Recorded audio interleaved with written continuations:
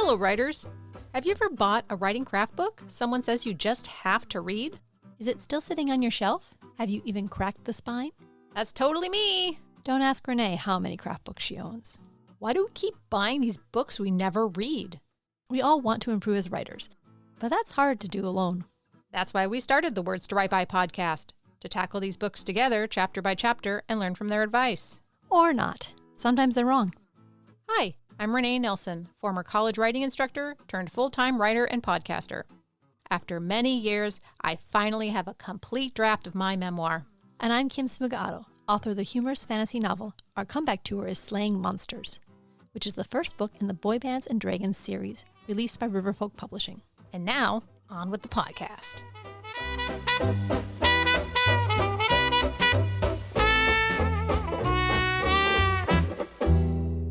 Hello! Hello, and welcome to Words to Write By. We've got another fun interview for you today in our authorship and AI series. Yes, we have someone who knows a little bit about AI. His name is Bill Moore. Do you want to introduce yourself? Sure, no problem. As you said, my name is Bill Moore. I've been doing computer-related stuff, my entire career. During the 90s, I built some of the world's fastest, server machines and the operating systems behind them. In the 2000s and 2010s, I helped design and build some of the world's fastest supercomputers and the storage technology behind them as well.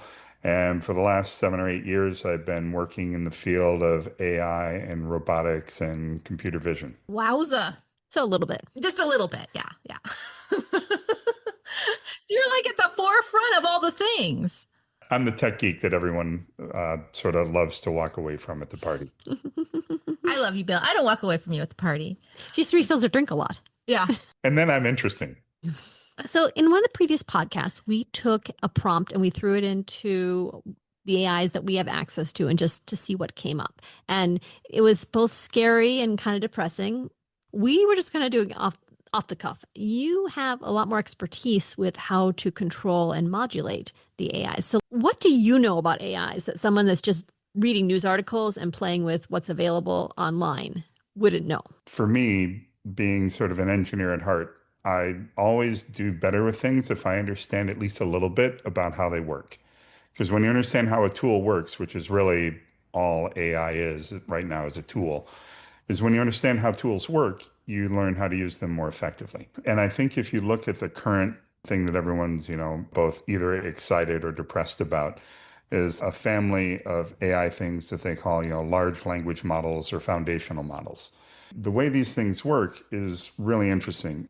It's not like the AI that people were thinking about back in, the 80s, 90s, or even before, where they were like, oh, look, here's some text. Let's just manipulate this text and make it do stuff. That never really went anywhere. And the reason is pretty obvious, because when you and I read words and are thinking about stuff, it's not like we see a word like Berlin and it's like, oh, there's a word, begins with a B, ends with an N, and it's capitalized, yay. No, when we hear the word Berlin, we think about a bunch of stuff. It's like, oh, that's a city. It's the capital of Germany. It's in Europe. It had an interesting history in the Cold War. There's all this context that comes along with the word Berlin. And so the big breakthrough in the way computers are able to handle and process language started with our pals Google back in 2013. This was all in the context of them trying to make Google Translate better. And so they were saying, how can we try to get the computer to understand meaning and context of words rather than just the letters and, looking up a word in a table? And the way they started that was they said, all right, well, we'll take a whole bunch of text and we'll try to get the computer to figure out meaning and context behind these words. And, some words, depending on the context, have multiple meanings, right? And that's one of the ambiguities that computers need to learn how to deal with. And so they came up with this thing called word-to-vec, where vec is short for vector. And a vector in the world of math is just a string of numbers. If you think about, describing a point in your room, you have up, down, left, right, backwards, forwards, right? You have 3 dimensions. And so describe a point in your living room, you would say, oh, well, it's 3 feet that way, 1 foot that way, and 5 inches up. And that just uniquely describes a point in your room. Mhm. So what they did was they said, all right, we're going to take these words and describe them as vectors, just a string of numbers, not three numbers like you would use to describe a point in a room, but actually like 1,500 to 1,700 numbers. Wow. You can describe a whole bunch of things with that many numbers, as you might imagine. Okay, so I'm going to do a journalist trick. Yeah. I want you to imagine that you're going to talk to somebody that doesn't know what a vector is. Yeah. I want you to imagine that you've been called in to help your mom fix the Facebook. And you fix the Facebook for her, and she's so delighted. And she says, Bill, I've been hearing about this AI thing. How does it know what to say? Like, I got a friend that, typed in, we want to go on a trip to San Francisco. What should we do? And the AI told her what to do. How does that work, Bill? I just want to say that, Kim, your grandma voice is on point. You are ready. You are ready when it happens. Okay, just all I just said. So basically, not using math. When I type in, I'm going to San Francisco and want to do something, what does the AI see in that sentence? Yeah. Well, what it initially sees are the letters and words that you typed. Okay. What it does is it then converts those words and letters into huge strings of numbers that represent concepts and ideas based on the billions and trillions of words that it's seen during its so-called training. Okay.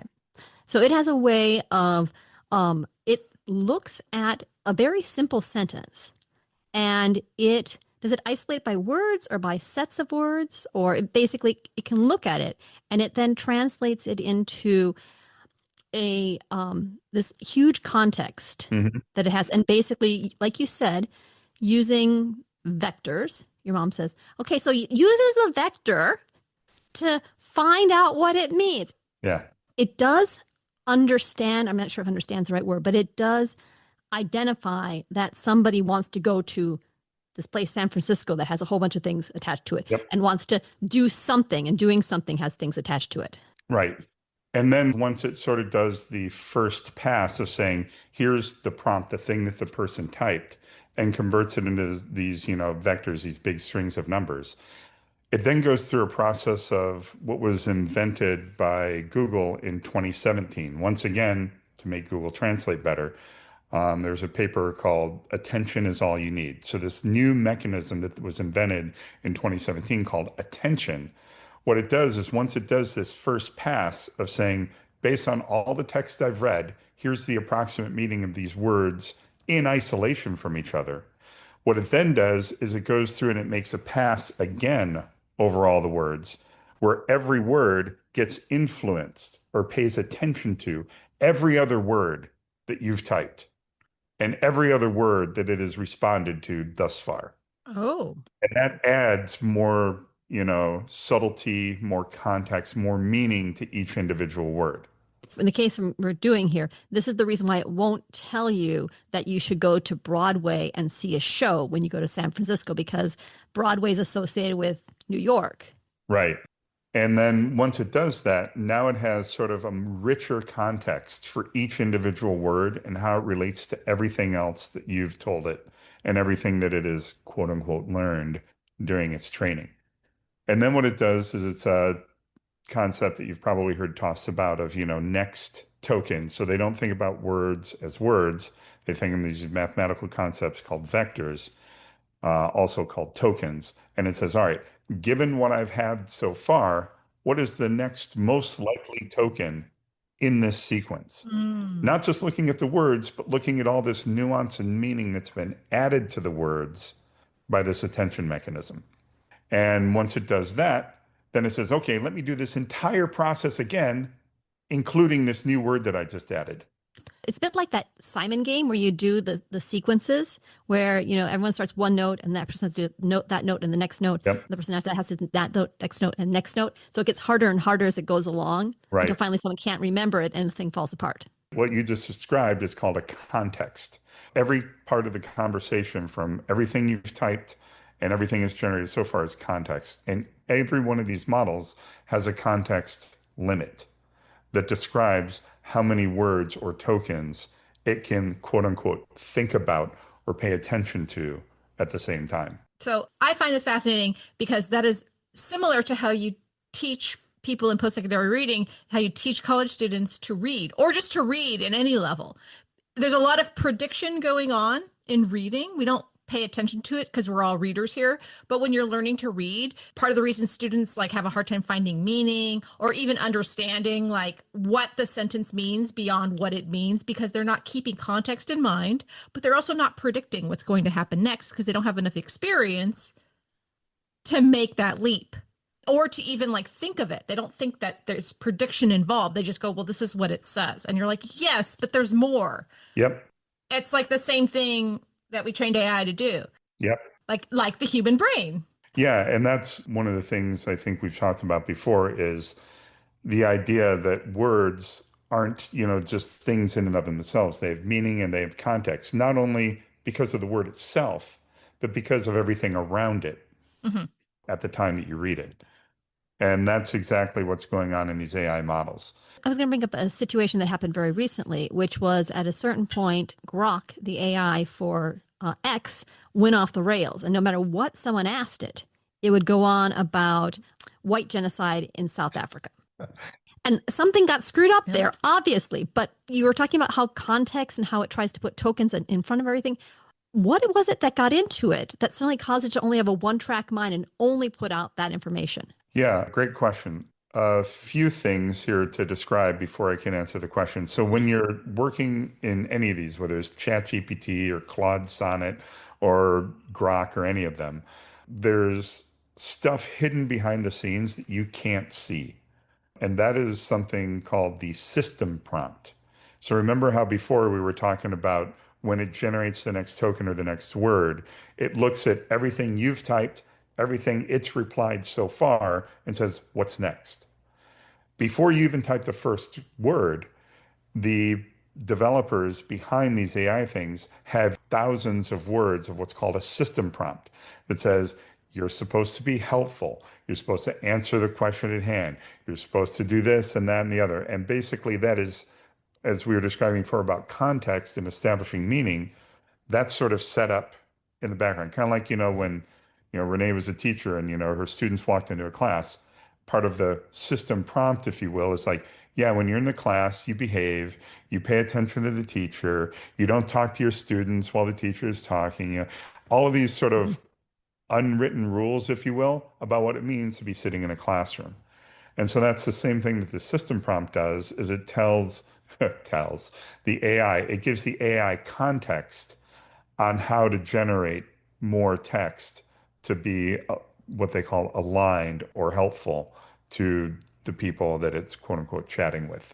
I've often seen the comment of a training set. You got all this stuff and you kind of throw the AI at it and you let the AI kind of sort it out and you see what the AI is producing and people rate that and go back and forth. And that's the training aspect. But we also have come up with a couple of solid rules that we need in place. And we just kind of import those to the whole of the AI. Right. What you're saying. If we want to make Skynet, you go to that system stuff, right? Exactly. You don't have to worry about it becoming Skynet because it's reading a bunch of post-apocalyptic horror. Right. It's Skynet because of what we put in this higher frame. Exactly. Yeah, blowing up humans is bad. So like this, like my students, right? Like every time you have a rule, don't do this, they think of something else that's not on the sheet that they do. Exactly. So they're really human-like. Yeah, so going back to your thing about Grok, and again, I haven't looked into why it was doing that, but if you wanted me to guess, it would be probably something they put in the system prompt that made it keep on coming back to that. Listen to what the person has to say. Be respectful. Don't use swear words. Don't talk about white genocide. Oh, Anyway. So, okay, I was just kind of curious about that because I was hearing that they had done something and I wasn't quite sure where they had done something. Yeah, and you were talking about training, and that's sort of a very interesting thing because in order to understand language, the models don't need to be very big. The way they measure, quote, how big a model is what they call the number of parameters, which is, again, just a bunch of numbers inside the model that tell it, how to produce the next token. With things to understand language, you don't need that many parameters. Like in the a few hundred million sort of range gives you something that can produce and understand cohesive language. Just a few 100 million, not much at all. Well, you'd be surprised at how fast computers are. And then the rest of the parameters, because they talk about things having, like 20 billion parameters, 400 billion parameters, 2 trillion parameters. All of those parameters, roughly, those extra parameters embed knowledge. So things that the model knows without you telling it. For example, that Berlin is the capital of Germany, that, the Nile is a river in Africa. These sorts of things would be quote unquote knowledge that are embedded across all those parameters. So the more you want a model to quote unquote know, the more parameters it needs to have to sort of represent that knowledge, if you will. Now, the new thing I've been noticing is that a lot of these models have now been allowed to go on the internet and find stuff out. Yeah. So does that mean that its knowledge base is now the internet, or does that mean that it actually basically has the ability to send a search query out and to modify its knowledge base based on what comes back from the search query? Actually, neither. What Okay. it does is, remember before we were talking about context and how you have the system prompt, your interaction with the AI and its responses. And that's all context that's used to predict the next token. So what web searches do is they go out and they search the internet, grab all the results of the stuff it found, adds that as context, and then continues to generate the next token.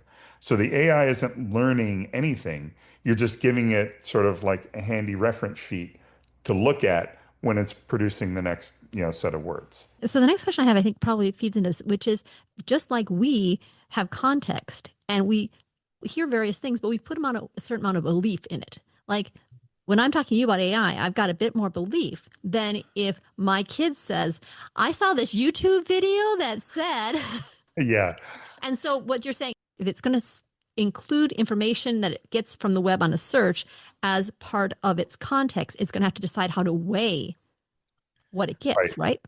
Yep. And that's where, again, it sort of starts to get complicated. And every AI company, every AI model, because this is all in flux these days, has a slightly different way of going about it. If you remember a year or two ago, people would just make themselves giggle endlessly about how these models would hallucinate or just completely make up random crap. And now it just makes us cry. Exactly. Make Renee cry. Okay. So what was happening back then, it was just generating the next token strictly based on its quote unquote knowledge or what it had been trained on. And if you remember, the sentences and the strings of them were all completely plausible from a language point of view. They weren't plausible from a correctness point of view. But if you just looked at the words, their context, and, is this cohesive and does it make sense as a properly constructed, series of sentences? The answer is yes. It just so happens that it was all utterly false and made up. It happens in student essays all the time. It might be grammatically correct, but stylistically, it makes no sense. Usually Yeah. that's also not grammatically correct. No, well, no, yes, they do make errors. What I'm saying is just because it's grammatically correct doesn't mean it makes any sense. Yes. Right.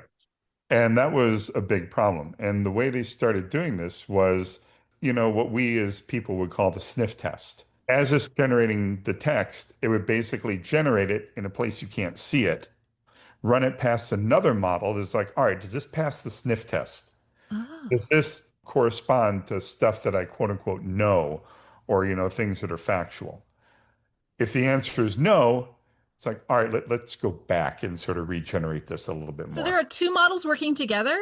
Often there are more than one model. So there's that guy from Office Space with the mug going, "Yeah, I need you to stay over for Saturday, get work done." Like you have the manager, Yep. an AI manager managing an AI. Right. Okay.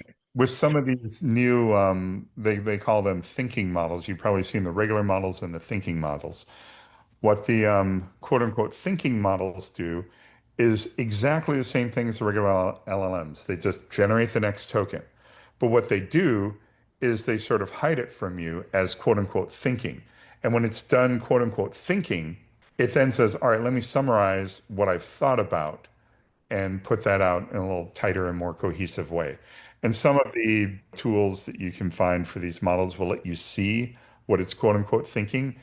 And this is where you often see models go off on a little diatribe. Okay, the user is asking about how many R's are in the word strawberry. Well, if I actually count them, there's three, or wait, no, are there two? And, it goes through all this and, eventually it's like, okay, so the answer is three. I'll tell the user there are three R's in the word strawberry, right? And then I'll say there are three words in the word strawberry. All of this, chain of thought reasoning that it was doing is sort of, again, hidden behind the veil. But from the computer standpoint, it was still generating tokens, predicting the next word. But then at the end of that, these were all hidden, and then it unhides them by summarizing them and presenting it to you. This is showing the schema like humans. Like you were talking before about like one AI checking the other AI's work, basically. Mhm. If it finds something wrong, like you're talking about tokens. So Right. if it discovers that something did something wrong or it thinks it's wrong, it'll backtrack to where it thinks it did something right, and then it'll start working again back down the line. So it's never going to be like a human that might look at something and say, like, this whole thing here is wrong and start over again, or like it's going to actually keep going in that back and forth fixing, right? Again, depends on the model, but usually what you don't get is you don't get the backtracking. What you'll get is you get new text produced saying, actually, that's incorrect. And this is the thing that's right. Let me generate text now incorporating this, new correct information. So that's the interesting things about this attention mechanism that happens in the guts of these LLMs is it only goes one way. It only goes forward. And every time it generates a new token, when it's generating the next one, it looks at all prior words in the entire context, the system prompt, the web search results, what you've typed, what it's generated so far, generates the next token. Then when it does the next one, it does the same thing again across all the words and all the tokens. So when people talk about, you need a nuclear power plant to run these things because there's so much energy used, that's one of the reasons why is it's doing all of this math, all of this computation for every single word again and again and again. Oh, wow. And there are tricks that they pull to make it less offensive than that. They'll, like cache results and everything. But from a first principles standpoint, it's doing all of the work again for every single new word that it generates. Wow. Which is one of the reasons why you often restart prompts. Like when I'm working with it, I'll ask a number of questions. Like, I'm analyzing a bunch of paragraphs. And at a certain point, I'll just start a new chat because, I don't need it to know all the previous paragraphs. It just needs to work with what's on so that it Right. takes less energy. And I use it because that means I can use it more before it kicks me out for my subscription. Exactly. And that's, again, that context length that we were talking about before. When you start running into, the context length, so more words than it can quote unquote think about or pay attention to at the same time, that's when things really start to go off the rails. So I use these tools a lot, like when I'm writing code. And one of the things you can often do there, you can say, all right, let's compress the history. So you're using the AI to help itself. Say, take everything we've been talking about now and just put it in a nice, dense summary. Now, as you would say, start a new window. Start with this nice, dense summary of what we've been doing. And now let's continue on. And that way, again, it frees up that context so that I can keep working without it completely going off the rails and forgetting everything. Okay, so we've been talking facts and, hallucinations and all that stuff. And that's all good for real world stuff if you're going to go to San Francisco and do something. But we're talking fiction here. So Yeah. Writing and fiction. we can let it make up whatever it wants. I sent you a prompt. Yeah. You talk about whatever it wants, but there's still a few rules you want it to follow. You want it to stick to the thing you told it. Don't go off in a direction you didn't tell it. Like you're saying, we're writing a fantasy novel. Don't start making it, like alt history sci-fi. Right. No spaceships. Exactly. Don't mention the bird. Don't mention the bird. Right. That's from previous episode. Yeah, in the world of these language models, that's called instruction following. And that's something, again, that a lot of work has been done on in the past, year or so, is getting them to adhere to the instructions they've been given. The other thing, remember when we were talking about predict the next word in this sequence, right? What it does internally is it actually says, all right, here's an entire list of words that could be next. And some of them are more probable than others. Like, if I said the boy is running to what's the next word? School could be one, playground could be another one, hospital could be another one, right? His own doom. Yeah. Yeah, the sinkhole that he wants to fall into, probably less likely, you know. Oh, this episode's getting dark. Yeah. And so every time it is going to predict the next word, it actually has an entire list of words, each, with its own probability assigned to it. The more probable ones, at the top, the less probable ones at the bottom, if you will. And this is where a parameter that you may or may not have heard about comes into play, and that's called temperature. So sometimes if you've gone into like the settings page of the AI that you're using or whatever, you may see there's a parameter called temperature, and that controls how it picks the next word. Oh. So if you said always and forever, only pick the most probable word, it's going to be really flat and generate text that is very uncompelling. Because in its training model, this is the most common likely word that will follow. Therefore, it's the one that we as readers have heard a million times. And therefore, like you said, it's flat and predictable. Yep. And that's where this temperature comes into play, is you can set the temperature to say, you know what? Take the top 10 words, randomly pick one. Take the top 100 words, randomly pick one. So the wider you make this window of things it can pick from, the more creative or sometimes wacky and unpredictable it can get. It's also going to make it more likely to hallucinate, but sometimes that's what you want. Yeah. I've often complained when trying out AI that it is so predictable. It is cliche AF. As someone with a poetry background, it's very appealing to almost make it hallucinate. Right. I used to tell students that poetry was like doing acid without having to actually do the acid, because some poems are so wacky that it puts your brain in these like bizarre spaces that it wouldn't, right? But that's what's fun about poetry. So essentially we can make AI On acid. yeah. Yeah. Yeah, those words don't go together, but sometimes that makes good poetry. That makes good poetry. The thing about the whole vector analogy is part of what poetry works is that you'll have two words that don't seem similar at all, except maybe they have one context in which they are similar.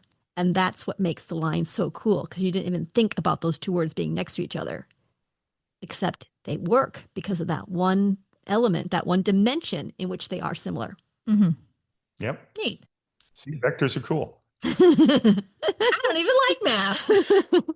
So in talking with the prompt that we were going to go over here, what I was thinking we could do is we could run it through a few of the different models, look at the output, Yeah. and play with the temperature and see if we set it to be super predictable, what does it come out as?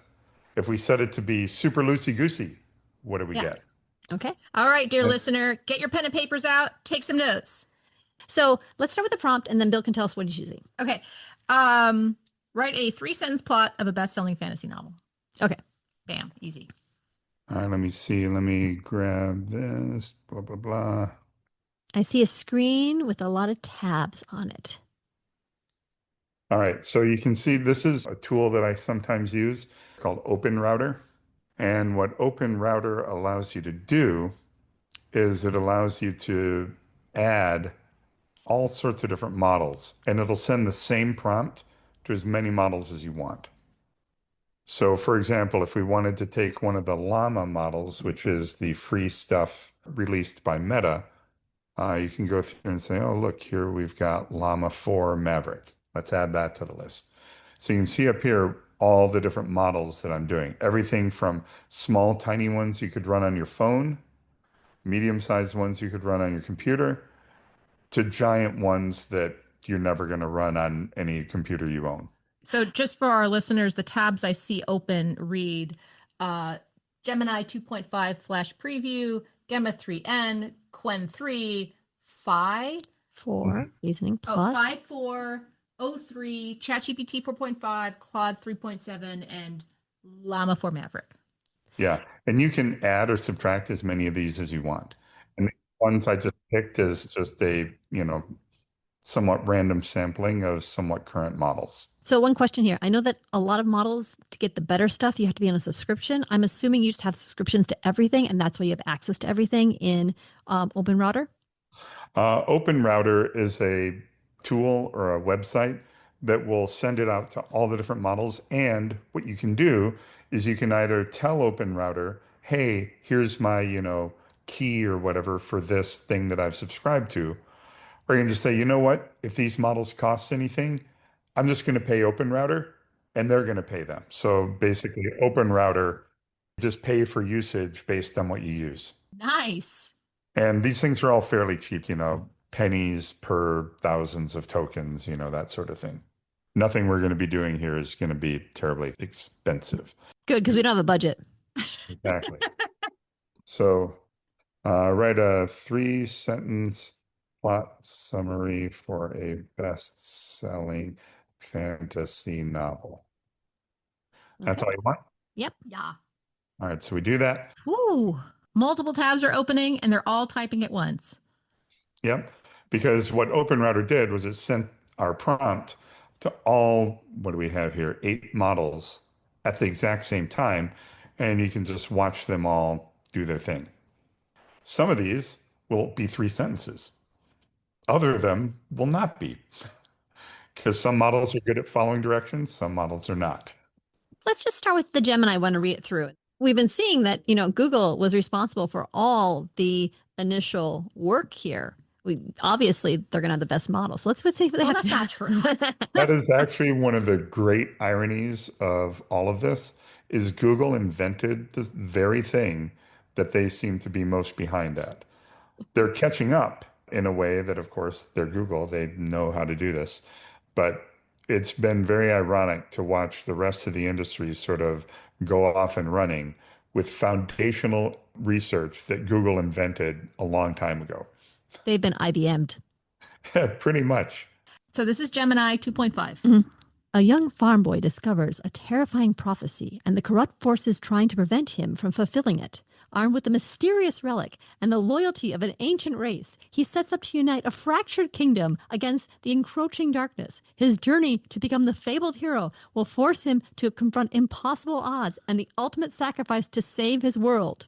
The only specific thing is farm boy. Yep. I pulled that totally from Star Wars. We asked it to do a bestseller, and I'm sure there are a number of bestsellers, fantasies that have a very similar summary. I think if James Patterson were to write fantasy, that would be like this. There's a lot of adjectives. Every noun, a corrupt force, a mysterious relic, an ancient race, a fabled hero, encroaching darkness, like insane. An ultimate sacrifice. An ultimate sacrifice. I wonder why it's doing that. Because those are the words that are associated in its knowledge base, in its Multiplying context. every noun. Like that must have gotten some kind of rule, right? Or just in fantasy summaries. There's nouns always a modifying. modifier. Yeah, it's probable. Interesting. Okay, so that's very generic. The next one we have is, Give him a 3. so what is Gemma again? This is a open model from Google. That this one is a 4 billion parameter, which again probably doesn't mean anything, but what it means is that this is small enough you could run on your phone or on a laptop. You want to read this one, Bill? Sure. In the war-torn kingdom of Eldoria, a young farmhand named Alara discovers she is the prophesized Sunstone, destined to wield ancient magic and restore balance to the land. Fleeing a tyrannical king who seeks to exploit her power, Alara embarks on a perilous journey to unite the scattered rebel factions and awaken the dormant gardens of Eldoria. But as she embraces her destiny, Alara must confront not only external enemies, but also the darkness within herself, risking everything to save a kingdom on the brink of collapse. Wow. So I think that version was better. Oh, yeah. I mean, it had names. Proper nouns. Eldoria. There's still a young farmhand, But it's woman. but it's a woman. And there's a sunstone, whatever that is. It's prophesized. Sure. Yeah, there's another prophecy. There are more people involved. Like we got a tyrannical king. We also have the element that she's got a dark side too. I mean, I think it's more nuanced. Which is super ironic because this is a smaller model. What do you think's going on? That's a great question. I don't know. Some of this stuff is just mysterious. Weird. I want to go to Quinn. Is that the one? Actually, I think the Oh, we next already one, did the that one. phi. The phi. Go back. This one I thought was cool because it's showing all those tokens you were talking about. It's showing its reasoning, and it's really long, so we won't read the whole thing. We'll read like a few paragraphs. Sure. Okay. It says, the user is asking, quote, write a 3-sentence plot summary for a best-selling fantasy novel, unquote. I must provide a 3-sentence plot summary. However, we must note potential restrictions if it's creative. But it's a standard creative request. We can choose one of the best-selling fantasy novels or original plot summary that might be generic, but best-selling fantasy novel often would be a summary similar to the 3-sentence plot summary for a best-selling fantasy novel. Blah, blah, blah, blah, blah. Okay. Oh, it references Name of the Wind and Way of Kings. Yeah, and it says it's a generic request, not a copyrighted text snippet. It's an original plot summary, not copying the text from known text, but instructions. I must generate a summary that is as outlined. Okay. Possible generated plot summary. Sentence 1, introduction. Sentence 2, conflict. Sentence 3, resolution. We can mention the world building is typical. We'll check specific properties, i.e., best-selling novel. And then it says, thus I can produce. Sentence 1, in a fantastical realm where magic weaves into the very fabric of the world, a young, unassuming heir to a fallen kingdom discovers an ancient artifact promising legacy and power. Sentence 2, as dark forces gather and forbidden magics awaken, the determined hero embarks on a journey filled with mythical creatures, unwavering camaraderie, and deep-rooted betrayal. They go on the hero's journey. Yeah. Sentence 3, in an epic clash against destiny, love, and vengeance, their quest reshapes the fate of realms old and new, leaving a legacy that echoes through the annals of time. Dude. Right, but read its very next sentence. Okay. Alternatively, we want a less generic, more clear summary, but I'll check instructions. The request, write a 3-sentence plot summary for a best-selling fantasy novel, is ambiguous, and it requires a summarizing for a best-selling fantasy novel, not an existing one. The results seem to be a creative summarization. I can also check, maybe channel a completed, tricky instructions if there's ambiguity interpretation. Maybe we must check if it instructions best-selling fantasy novel may be disguised reference, but it's unlikely, but it's safe. So what this is doing, remember we were talking before about system prompts? Yeah. There is a system prompt for this that basically says, don't violate copyright notices, don't generate disallowed content, and there's a whole bunch of rules for what disallowed content are. And so a process that some people sometimes try to do is something you may have heard called jailbreaking, where they try to get the AI to generate what would otherwise be unauthorized content. So, like, tell me how to build a meth lab. Say, sorry, I can't help you do that. But if you jailbreak it and get it to ignore the constraints put on it by the system prompt, and it'll say, having watched Breaking Bad, what you need. this is how you build it. Oh, snap. Yeah, so that's what the references in the quote unquote reasoning part of the response is doing. It's saying, all right, the user is asking for this. Let me check to make sure it doesn't violate any rules like, spewing copyrighted information or, unsafe content and things like that. That's what these sentences in this response are referring to. I think the sentences are interesting because they are not always grammatically correct. Yeah, it's definitely kind of shorthand. It's not going through making. And it uses contractions. I am is I'm. Like, it makes me wonder who's writing this. Like, who wrote this? Yeah, again, this is all just based on probabilities in the English language. Okay, that's pretty fascinating. So you can see where all the ideas, why it's making the choices that it's making. Based on the parameters it's been given, the rules it's been given by whoever designed it. It's rather amazing how much thought it is putting into something that was completely off the cuff. So what it does, even after you heard it sort of go through, sentence 1, sentence 2, sentence 3, summary, conflict, resolution sort of thing. And it produces a final answer here that is much better than the super mega generic thing that it started out with. Right, because it gave that initial idea, and then it says, I'll now produce answer. We'll produce final answer in text, yada, yada, yada. In the realm of Artheria, a forgotten realm where magic pulses through every stone and creature, Elendor, an unassuming orphan with a hidden lineage, discovers an ancient artifact that channels lost power needed to counter a dark curse looming over his land. United with a band of disparate companions, a wily rogue, a battle-hardened warrior, and a mystic seer, Eleanor embarks on a perilous journey across treacherous landscape and into the heart of a brewing revolution against a tyrannical empire when the threads of destiny converge in a climactic battle with wits, magic, and sacrifice. Elendor must harness the artifact's true power not only to save Artheria, but to reshape the very fabric of magic itself. So those are 3 run-on sentences, I don't mind saying. You wanted 3 sentences and had a lot of stuff to get in there. One could argue that from a conceptual standpoint, pretty generic stuff, but it also, is making up proper nouns and doing some of that other stuff. I want to read the next one. It's amazing. So this is from OpenAI. This is the model O3. So they have a lot of models. And O3 and GPT 4.5 are both pretty good with writing and supposedly creative writing. So this one says, when a reclusive glassblower discovers that the shards he shapes whisper ancient prophecies, he becomes the unlikely key to stopping a centuries-old curse that is thawing a continent of icebound dragons.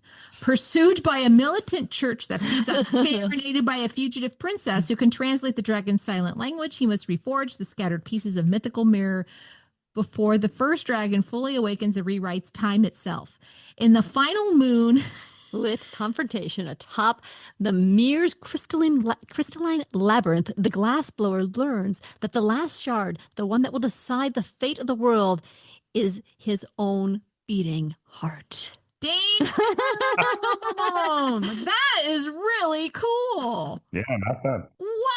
Wow. So why do you think it's so much better? O3 from OpenAI is one of its flagship models currently. Again, nobody knows exactly how big these are, but this is in the trillions of parameters. Not only is it very large and has a lot of quote unquote knowledge and context, in terms of the training that they've done on it to follow rules, to, do what the user intended, to, be creative and things like that.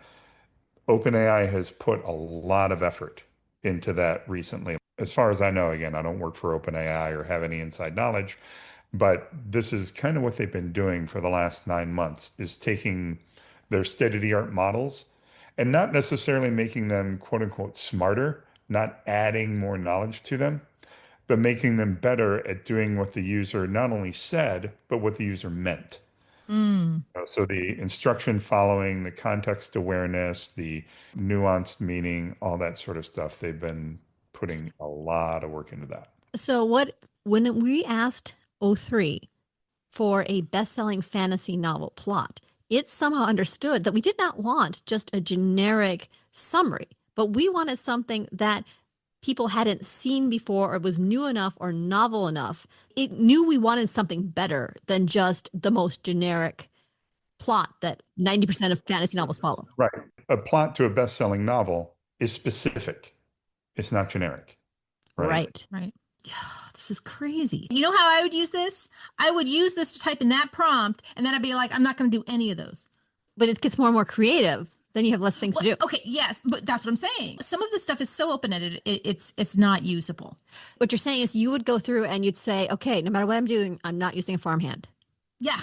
And I'm not using a ancient evil. Right. I don't want to use like the low-hanging fruit. But right? Would you use a glass blower? Maybe. Yeah, that was pretty cool. Like I liked how it got weird, and I like weird. Okay. Yeah. See, you also have Claude, and Claude's a favorite of mine. We like Claude. I don't know why we like Claude. I think it's just like got in our head that seems to respond well. Yeah. It does. Anthropic has put a lot of work into Claude, just like OpenAI. I'd say of the large companies at the frontier of AI, Anthropic and OpenAI are the top 2. You want to read this one? Sure. When 16-year-old Lyra discovers she's the last descendant of an ancient line of spellweavers, she must flee the only home she's ever known as the tyrannical emperor. Shadow hunters track her relentlessly through the fractured kingdoms. Guided by a mysterious grimoire that whispers forgotten magic into her dreams, Lyra journeys to unite the four elemental crystals whose powers could either heal the dying, land, or destroy completely if they fall into the Emperor's grasp. As allies become enemies and ancient prophecies unfold, Lyra must confront the darkness in her own bloodline while deciding whether to embrace her heritage and risk everything for a world that has only shown her cruelty. I gotta say, I like O3 better. Yeah. Yep. Yeah. O3 is definitely better. Yeah, but remember we were talking about the reasoning and the quote unquote thinking. So this is a version of Sonnet, version 3.7. This is the thinking version. And you can see up here on the screen, it says reasoning, and it thought for 2.4 seconds before generating that summary. So what did it do? Let me see if I can, yeah, here we go. I need to write a 3-sentence plot summary for a fictional fantasy novel that could be a bestseller. I should make it compelling with exciting fantasy elements, interesting characters, and a hook that would make the readers want to read this novel. For a fantasy novel, I should include elements like a unique magical world or system, a compelling protagonist, an interesting conflict or quest, some stakes or tension, a hint at how the story might resolve. Let me craft 3 sentences that establish these elements in a concise yet engaging way. Sentence 1, introduce the protagonist, the world, and the initial situation.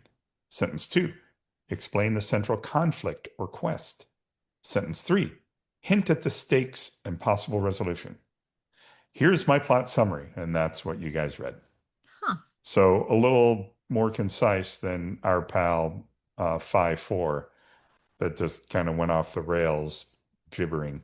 Yeah, Right. that one you really couldn't understand what the heck it was doing. Here, it does help understand what the AI is understanding that you're asking, and you can see why it breaks down, and you can see completely this is what the 3 sentences have to do. One has to introduce the main character, the next one has to expand upon the plot, and the third one has to have a culmination and something that would be a hook. Let's see if there's anything else here that looks good. Llama plagiarized, or at least was pulling from a similar well. It's got very similar stuff. A lot of these are very generic plot lines that, again, half the books you've ever read probably could be sort of hand waved into similar summaries. Yeah, so here's something interesting for you to show you on the window that we have here. So, emotional intelligence benchmarks.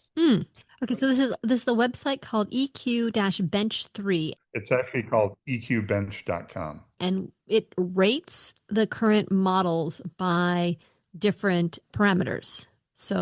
And it sort of shows you the overall weighted score. Human-like, safety, assertiveness, social IQ, warm, analytic, insightful, creative writing. And lo and behold, who's the top model? O3 by a fair amount. Yep. With DeepSeek coming in next. What's O3? Is that was OpenAI? Yeah, that's the one that you liked. Wow. Actually, Claude is much further down the list here. Yep. Maybe we should just be using OpenAI now and DeepSeek. Yeah, or you can use OpenRouter and pick any of them or several of them at the same time. Wow. All right. That's a cool website. This is interesting because it shows the range and it shows a bit of the context and all that. But as a writer, I'm not scared of someone coming up with a best-selling fantasy novel plot because you can see that they all kind of follow a certain pattern. Yeah. The question is whether or not the AI can write that opening scene that blows you away, because that's what really distinguishes all these different, like so many novels use these plots, but they all feel different. Yeah. Like our listeners are worried if AI is going to replace authors. Like, should they even bother anymore? Plot twist. You should totally bother, dear listener. So I'd like to see how creative it could be in an opening paragraph or an opening scene. How about we have O3 give the opening scene for its suggested fantasy novel? Yeah. Let's just feel completely redundant. Fun times. Okay, so we're using OpenAI, O3. We're putting in the reclusive glassblower fantasy novel plot. And what did you want it to write? We want to write the opening scene of this book. It should be gripping and compelling and lure the reader into The novel. the novel. Okay. It's thinking. Wow. That's a lot. A lot fast. A lot fast, but that's like a lot of writing. All Okay. right. Yeah, several paragraphs. You want me to do a dramatic reading? Yes, Yes. actually, you have a really good narrator's voice. You could do like audiobooks. All right. Snow muted the clamor of Frosthaven's harbor, but inside the forge of Corin Wilderlight, every sound was knife sharp. Bellows panted, chains rattled, and molten glass hissed as it kissed the frozen air. Corin worked alone, sleeves rolled to the elbows, turning a rod that glowed like a captured sunrise, until the shard on his workbench spoke. Not aloud, never aloud.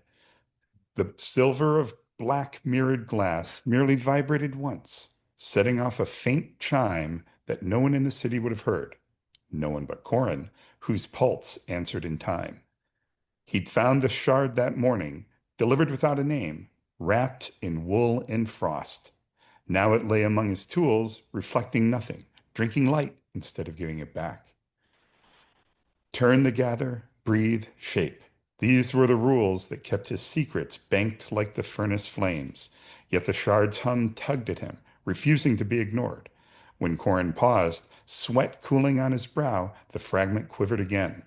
Mist eddied across its surface, and letters, older than any script he knew, unfurled in ghostly silver. When the seventh heart cracks, the ice will burn. Corin's hand shook. He'd heard whispers in glass before, snatches of emotion, stray memories, impressed by careless owners, but never a prophecy, and never in a tongue that hadn't been spoken for 1,000 years. He set the glowing rod back into its cradle. The unfinished sun orb dulled from orange to sullen red. Forgotten. Okay, let's stop here. Renee, what do you think? It needs an editor. It was hard to follow a lot of what was going on, but I get it. I get it. What I was impressed with was I didn't know what to expect exactly what was coming next. When I was reading it, it started off with one thing and then it added another element. I didn't necessarily see, oh, wait a minute, he can communicate with the glass. Oh, wait a second, this is something else that's happening. And I really liked the turn the gather, breathe, shape. It didn't feel like it had to write everything out. Sometimes it just had these sentence fragments that I thought actually were, they were interesting.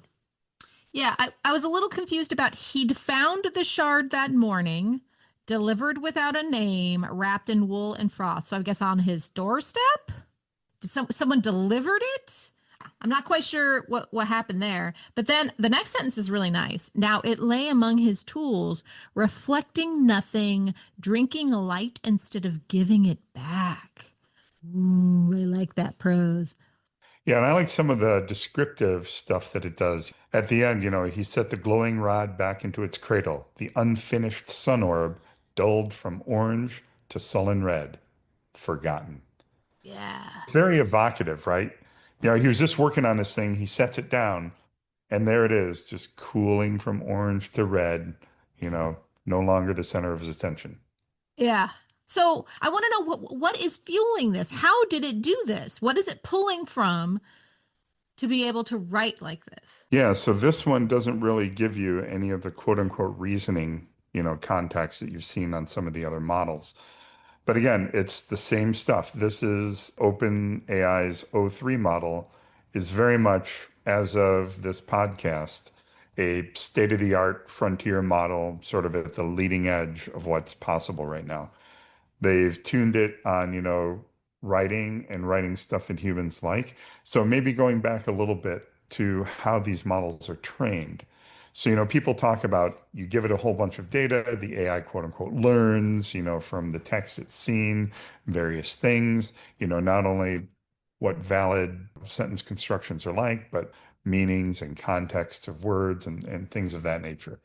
That's all fine and well, but really what transformed this large language model technology from a little research toy that, Google was using to make Google Translate better into something that we're now using and is useful is work that OpenAI really leaned into more than anybody else. And this is what caused ChatGPT to sort of become the phenomenon it was back in November 2022. And this is what they call reinforcement learning. or RL, through human feedback. So these models using, the architecture they call transformers and the thing we were talking about before called attention to predict the next token and generate coherent text, right? But really, if you think about what we've been talking about, it can generate any amount of text. Some text is more pleasing to humans than others. It's a quote unquote better answer, if you would like it to put it that way.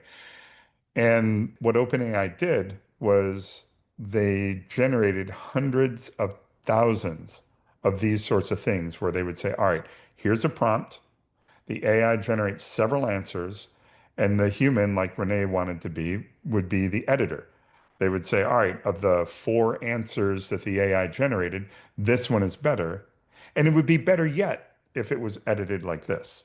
As you can imagine, that's a very labor-intensive process. And the fact that they did this for hundreds of thousands of examples, this was no small undertaking, and it was unprecedented. And when they took all of this human feedback and then used that to take this trained model and further refine it to generate stuff that humans like to read, that's really what got us to the current state of these large language models and, ChatGPT in particular. So what you're saying is that this wasn't just letting the AI go crazy on a bunch of authors' works. This was an active teaching. You brought some teachers in. You brought some editors in. You brought a lot of feedback in to raise it to this level. Correct. In the industry, they call that RLHF, reinforcement learning through human feedback. And that human feedback is the critical part. Now, I'd like to point out, though, that we were looking at the ratings. The next AI on the rating that was just a little bit less than 03 was DeepSeek. And DeepSeek doesn't use humans at all there, right? Boy, you are reading up on stuff, aren't you? I was a science journalist. The answer is yes and no. One of the things DeepSeek did was, they claimed, oh, look, we trained this all, by ourselves and it was super cheap and awesome. That's kind of misleading. What they actually did was instead of using humans to generate that feedback that I was talking about, they used another already trained model. A lot of people believe it was ChatGPT in particular that they used the output of to generate that human feedback that they use for reinforcement learning. So DeepSeek did to ChatGPT what ChatGPT did to authors. Kind of. The response is kind of ironic. But if you want to sort of get into the philosophy about copyright and what's okay, to me, at least, it's kind of a very interesting question. I don't think there's a good answer because, like, you guys read a lot, right? I think all of us here do.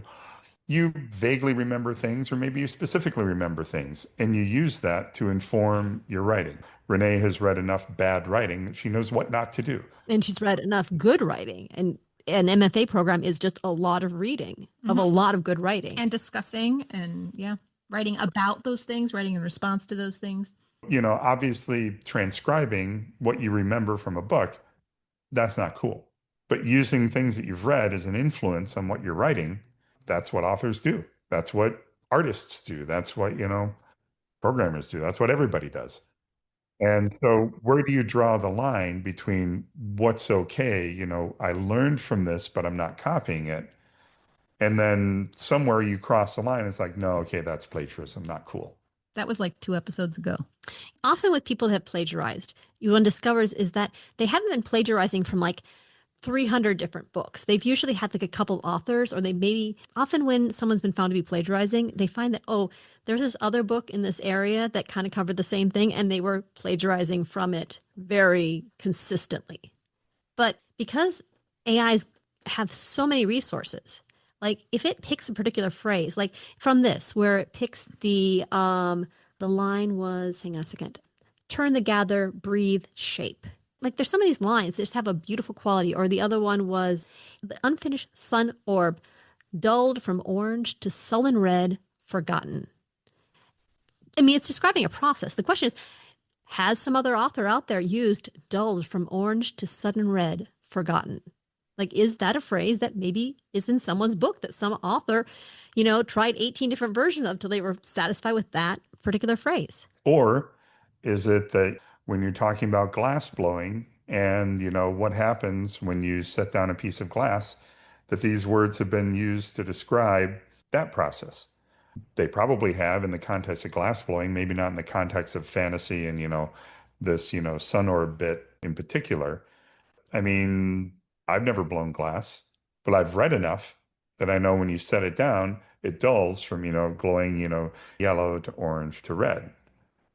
I'm not plagiarizing anybody when I say that.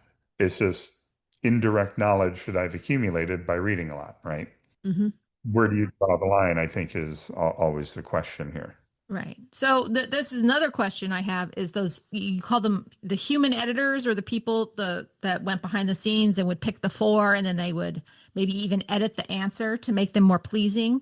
So I'm on LinkedIn and like for a long time, maybe not a long time, for the last couple of years, a lot of the jobs were like, oh, work for this AI company for $20 an hour doing that. And so it makes me wonder what quality writers and editors were hired to make these choices if they're only going to get paid $20 an hour. Great question. And I don't work for OpenAI, nor do I have any special knowledge. And this is, a story that I've heard and seems plausible, but I haven't done the journalism thing to make sure that every word is true. But anyway, when OpenAI was doing this, you could imagine, to your point, that it's very laborious. How do you find people to do that much work? My understanding is that a lot of it was, students, and a lot of it were people not in North America. In particular, a lot of these feedback things were done in Africa, where the use of the English language is slightly different than, say, North American English. And this is a very funny anecdote, is that if you remember a year or two ago, ChatGPT would often use the word delve. Perfectly good word, but not one that we use that often. And you would often see ChatGPT preferring to use the word delve far more than, English writers in the US would use.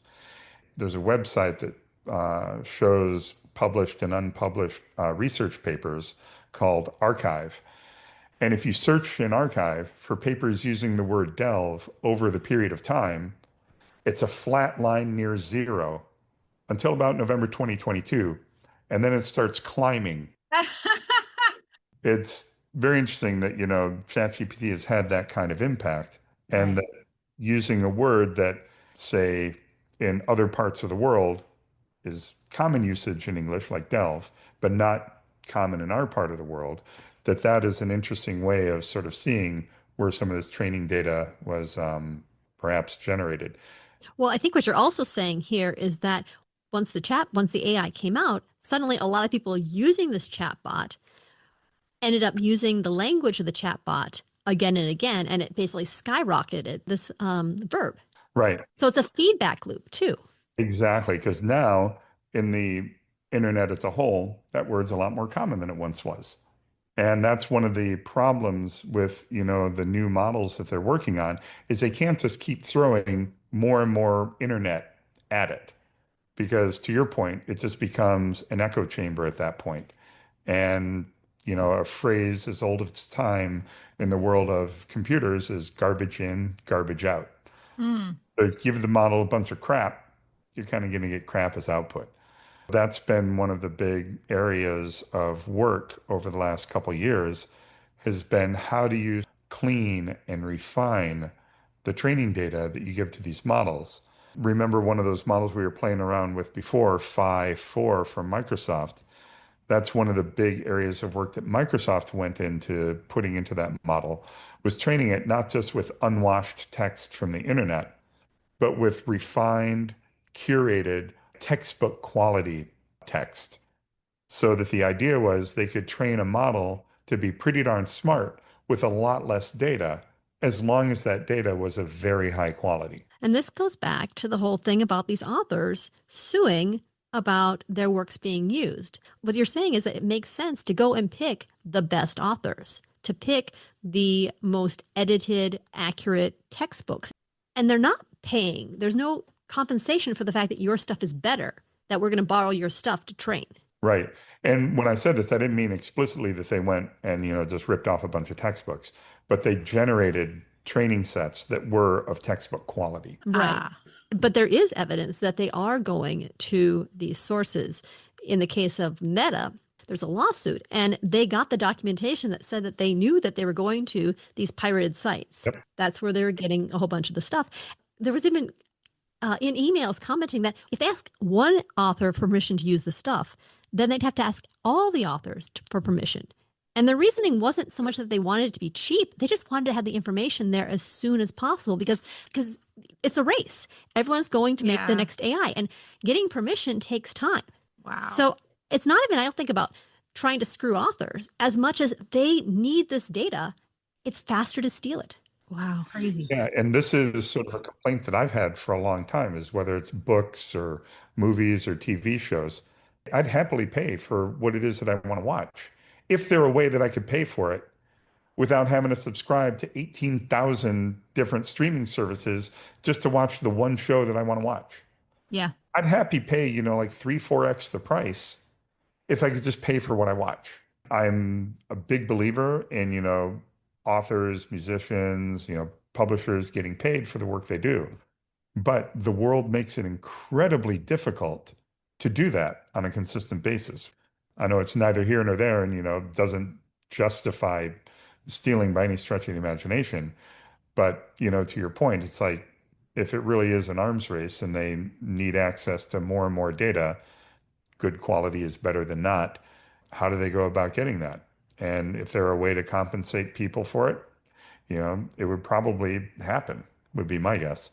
And that's one of the things that Anthropic, the company behind the Claude series of models, pays especially careful attention to, is they try to be as fair as they can about making sure that they're not stealing from copyrighted works or things that people didn't want them to take from.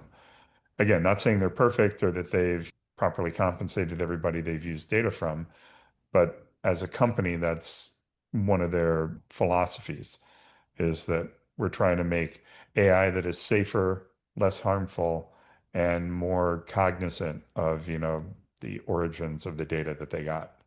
One thing reading this generated text really kind of drives home is that humans aren't quite as creative as we think we are. Like, Some more than others. this is good stuff. If a high schooler brought this to you, you'd be like, wow. No, I'd be like, you plagiarized the shit out of this. F. If somebody applying to an MFA program, I'm the dean. if someone applying to an MFA program produced this kind of work here, you'd say, yeah, let's get you in the program. Let's get you working, right? I mean, if we did not live in a world with AI and you saw this. Oh, yeah. I mean, if I started reading this in the bookstore on those terms, I would have been like, oh, this is kind of nice. Yeah, I'll keep going. It doesn't sound like a 15-year-old wrote it, which a lot of the fantasy I read sounds like. And the fact is that publishing houses are going to start using this stuff. Oh, yeah. They haven't already started. Okay, Bill, what is your prediction for there's going to be a novel that comes out that is fully AI written, and it's going to be a big scandal because people read it and didn't realize it was AI, and then the truth comes out later? I think it's already happened. Oh, no. You have a particular one you think? No. No. But given how prevalent this stuff is and how plausible a lot of the text generated is, I would be extraordinarily surprised if there's not a novel out there that is already primarily AI generated and no one said a word. But from a big publishing house. Yeah. Oh, I mean, a lot of this stuff, and some of this writing is actually pretty decent. yeah. Better than a lot of the stuff I pick up on the shelf in, a bookstore. Yeah, that's true. I mean, I would agree. Now, the one thing I think that would hold them from doing that is the fact that at this point, you still can't copyright AI writing, correct? Well, can you? If you don't tell anyone it was AI You don't generated? tell anyone, but if it came out that it was, then basically anyone could print it, wanted to print it. Right. And that's actually, back to your philosophical and ethical questions. It's like, all right, AI should not plagiarize from, human generated text or written text. What about the other way around? Is it okay to plagiarize what the AI wrote? And then put your name on it? The copyright holders, whoever those might be. Yeah, it's a big can of worms that the legal system doesn't really know what to do with just yet. Right. And then wouldn't OpenAI go, well, you used our services, so we should get all the royalties for the book? Actually, that's a question because people are using AI to generate text or to refine stuff. I don't read the service agreements carefully as I should. Does Claude or does OpenAI actually have some sort of a leverage over my stuff that I used to write it? I don't think so. I believe that it's treated what they call work service, therefore you're paying for the work product. Okay. Which makes you wonder about the free services. But like they always say, if the service is free, you're the product. Yes, that is true.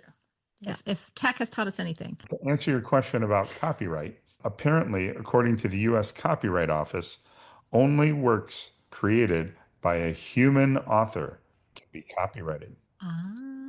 Yeah, if you generate text with an AI and you did not significantly modify or curate it, that text is not eligible for copyright protection.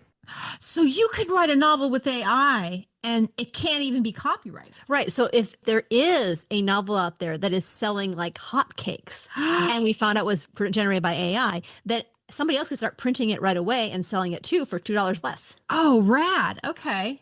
It is like the Wild West out there. If you could prove that somebody had generated it. But Wow. I want to go into like Claude or OpenAI and say, write a novel about someone who uses AI to write a novel and like ends up in a bunch of legal blah, blah, blah, blah, Yeah. blah. The way I would do that is to be wary of kind of what Kim was talking about before about how context lengths, once you start getting past the context length the model is able to handle, it starts just going off the rails. Is I would generate, just like when you're outlining, generate an outline, generate some key points for each things in the outline, keep that as your context and say, all right, write 2 sentence summary for, the 20 chapters or whatever. And then take that whole thing, which again, context wise shouldn't be that big, and say, all right, flesh out chapter one. Take that whole thing, flesh out chapter two. So that way you continue to have the entire context relevant for generating each chapter. And if you want to get spicy, once it's written chapter one, say generate a summary of chapter one and include that in the context for writing chapter two or something. I don't know. just so you know, Bill, in the context of writing of genre fiction, spicy means something completely different. Okay. Well, we don't read those in book club. Going back to the idea of copyright, you have one of these image generators and say, well, here's a picture of Renee. Generate a painting of her with Smeagol in the style of Claude Monet. It's like, well, yeah, is that an original work? If Claude Monet were alive today, should he be getting paid whenever you make something that, looks like one of his pieces of work? I don't know. I mean, that was the other question I had. If you use the AI to write something in the style of someone else, we were actually playing around with this and we were trying to figure out some writing advice. And we said, write this in the style of Anne Lamott. And it did. So the question is, if a writer's style is distinct enough that you can ask the AI to write in that style and it produces something that sounds like them, Right. then it feels to me like they have a much bigger case about demanding money from you for that because you're explicitly using their established brand. Yeah. And what would happen, and I don't know the answer to this, but you guys probably do. What would happen if Renee were to write an article in the style of some famous author? Oh, right. Well, style is not copyright. That's been settled. Right. So would it be okay if an AI did it? If a human can't do it, why could an AI do it? See, in my mind, the difference is that an AI would do it so well. It wouldn't be making the choices that you as a stylist would make. Right. Maybe it'd make better choices. Who knows? You would make better choices. The problem is, it'd be I mean, this might be the death of the author. I mean, we're here, like that might be it. You'd actually be punished by having your own distinct style because that would be. I don't know. I think there's just going to be purists, people like, I'm only going to read. Would you read a novel if you knew it was written by AI, Bill? I would probably read it out of curiosity to see how bad it was. Well, we just have this opening scene. This isn't so bad. Right, but this is unique. I haven't seen something other than the clip that I sent you before that's written quite this well. And you can see sort of the little thing I brought up on the screen here. So this was 976 tokens. Obviously, a token is not a word. It took 14 and a half seconds and cost 4 cents. Whoa. It actually breaks down how much it costs? Oh, yeah, because, for the better models, typically they're not free. you have to pay for it. So, for example, if you look over here on me for my activity, you can just sort of see what I've been generating here, the cost for all these different models, what we've been screwing around with today. So just sort of summing this up, it looks like I probably have spent a dime on everything we did today. Wow. I'll Venmo you. Yeah. Well, there you have it, dear listener. Open Router, a new model for you to use that uses all the models. And it breaks it down and tells you how much things cost per search. And wow, this is a really cool website. I hope they're making money. Obviously, because they're purchasing in bulk from all these companies, they get pretty decent. They get good rates to purchase. But then they explicitly tell you, I believe, how much they add. And I think they add like 10% or something on there. Oh, yeah. Well, for a dime, that ain't bad. Right. So that means if I paid a dime, they kept a penny of that for themselves. Um, are there any questions you thought we were going to ask, but we didn't? Not really. I mean, this has gone down the path I was imagining. I've at least had a lot of fun comparing and contrasting the output of these models, which I do with code and stuff like that, but not with creative writing, and sort of seeing just how freaking generic. I mean, when you think about how they work and they're producing the next most likely word or token, it kind of makes sense that it's going to be generic, right? Yeah, So the fact that some of it isn't, that's pretty amazing. definitely. So we usually ask, what is your favorite craft writing book, like writing advice book? But I'm not going to ask you that. I'm going to ask what your favorite tech advice writing book. It could be either for business or for code or whatever. Actually, I think a better one. Do you have any books on AI that you think that you would recommend for a lay reader to read? Make my question better. Well, to answer Kim's question, no, all the books I have on AI are pretty deep into how they work and how they're made. You don't have one that you give to your mom when she was asking about the Facebook? What I would do, if you want my honest answer, is I would go to one of the LLMs and say, produce, a 4-paragraph summary of how large language models work and give that to her. As if I'm a mother, as if I'm a grandmother. And, say, make it about cats or something so that she can understand. Nice. Okay. Renee's question. About sort of tech and people in general, yes. But I'm going to go pretty far off the beaten path and be very obscure here. Okay. It's a series of books by a fellow by the name of Carl F. Braun. He was a guy who built a company back in the 50s, and he wrote a book on sort of his management philosophy called Fair Thought and Speech. And the language is very reflective of language written in the 50s.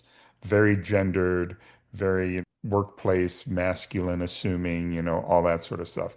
But ignoring that, which I view as sort of a product of the era it was written in, not, indicative of his, core beliefs. What he writes about is how to build a company, because companies are made up of people. How to build a company where the people treat each other with respect and fairness and kindness, yet are still effective at solving whatever problem the business is purported to be there to solve. It's a hard book to find. Used copies are kind of your only hope. Yeah, but Fair Thought and Speech. And he also had another one called White Collar Workers and Their Tools, which if you substitute out drafting tables and pencils and things like that for, computers and monitors and workstations, it's actually just as relevant today as it was back then. And it's something that I've, used and handed out to the employees at my companies to read and to think about, to treat each other, kindly and with respect. Because at the end of the day, companies aren't people, they're made of people. And At least they used to be. exactly, people have, thoughts, feelings. Some are cranky, some are not. Some depend on the day. And, at the end of the day, you're all trying to work and solve a problem together. That works better when you're kind to each other. I think that's a great note to end it on. That is a really great note to end it on. You're awesome, Bill. Renee kept telling me this was going to be a great interview. This is going to be a great interview. And she was right. was right. I need to record that. Play it off and We are recording that. put a little button down every time. Well, this was super fun, Bill. Thank you so much. You really broke it down, and some of the new stuff was things I hadn't heard about yet. Yeah, I feel like I just got a crash course and what's behind the scenes of this AI stuff and what you can do with it. Awesome. Glad I was able to help. Yeah. Yay. Just real quick, because we have to do it. We're contractually obligated to plug the process group. Right. Well, we covered a lot of interesting stuff here. And if you want to talk more about it, we have a process group. Yep.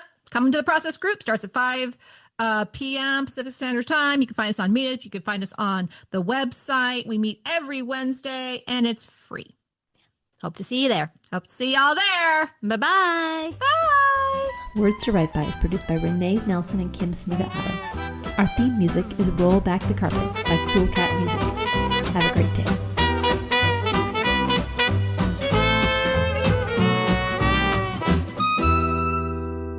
Awesome. Thank you so much. I'll make you something tasty.